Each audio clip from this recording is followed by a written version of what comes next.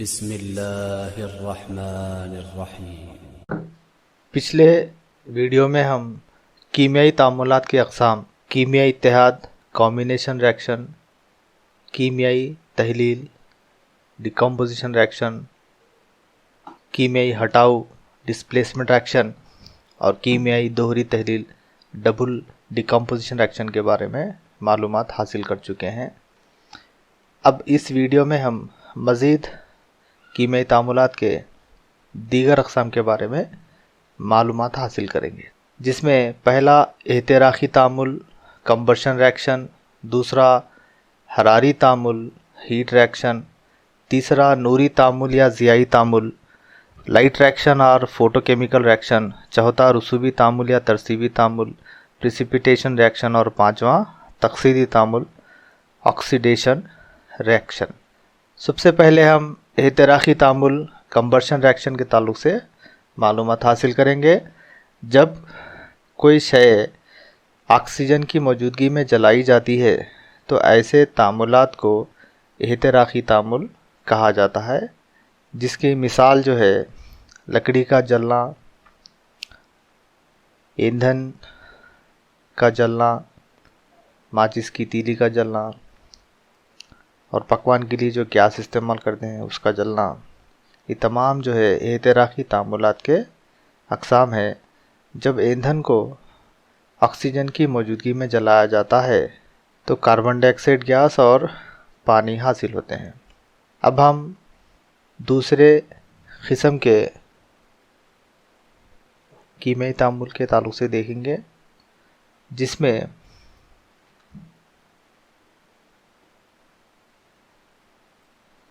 حراری تعامل، heat reaction. حراری تعامل وہ تعامل ہے جس کے دوران حرارت مہیا کی جاتی ہے۔ جب کیلشیم کاربونیٹ کو گرم کرتے ہیں تو یہ کیلشیم آکسائڈ اور کاربن ڈائی آکسائڈ میں تحلیل ہوتا ہے۔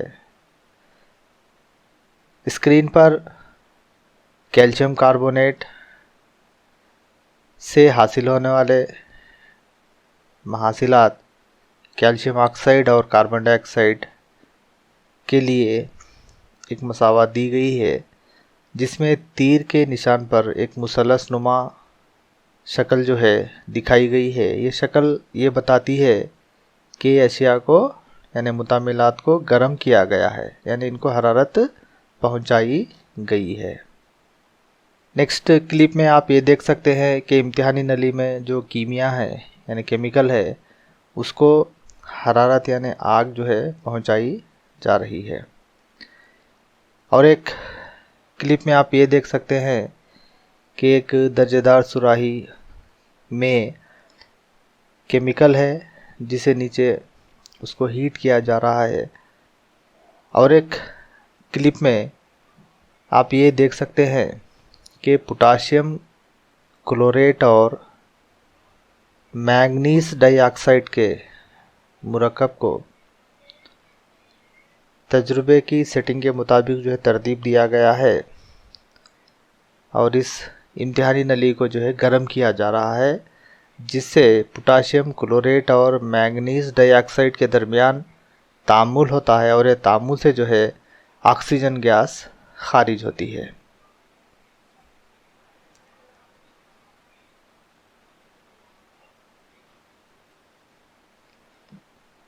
کیمیائی تعاملات کی اور ایک قسم نوری تعامل یا ضیائی تعامل۔ نوری تعامل یا ضیائی تعامل ایسا تعامل ہے جو سورج کی روشنی میں وقوع پذیر ہوتا ہے۔ انہیں تعامل ہونے کے لیے روشنی کی جو ہے یعنی نور کی ضرورت ہوتی ہے۔ جیسا کہ آپ اسکرین پر دیکھ سکتے ہیں کہ سلور برومائڈ، جس کا رنگ جو ہے ہلکا پیلا ہوتا ہے، جب اسے سورج کی روشنی میں رکھا جاتا ہے تو سلور برومائڈ سے برومین جو ہے الگ ہو جاتا ہے اور سلور بچ جاتا ہے، تو یہ جو حاصل ہونے والے سلور کا جو رنگ ہے وہ سرمئی رنگ کا ہوتا ہے، جبکہ جو ہے سلور برومائڈ ہلکا پیلے رنگ کا ہوتا ہے اور سلور سرمئی رنگ کا ہوتا ہے، یعنی رنگ میں تبدیلی واقع ہوئی۔ رنگ میں تبدیلی کس لیے واقع ہوئی؟ کیونکہ جو ہے اس میں تعامل وقوع پذیر ہوا۔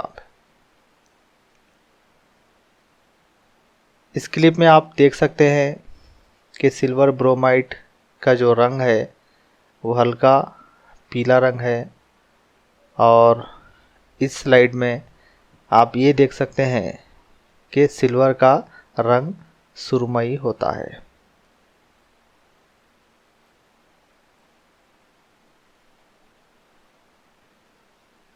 نوری تعامل یا ضیائی تعامل کی اور ایک مثال یہ ہے کہ پودے کلوروفل کی موجودگی میں زمین سے پانی حاصل کرتے ہیں اور ہوا سے کاربن ڈائی آکسائڈ گیس کو حاصل کرتے ہیں، اور سورج کی روشنی میں یہ گلوکوز جو ہے تیار کرتے ہیں۔ تو یہ تیاری کے دوران، یعنی تعامل کے دوران جو ہے سورج کی روشنی کا استعمال ہوتا ہے، نوری توانائی کا استعمال ہوتا ہے، لہٰذا اسے ہم ضیائی تعامل یا فوٹو کیمیکل ریئیکشن کہتے ہیں۔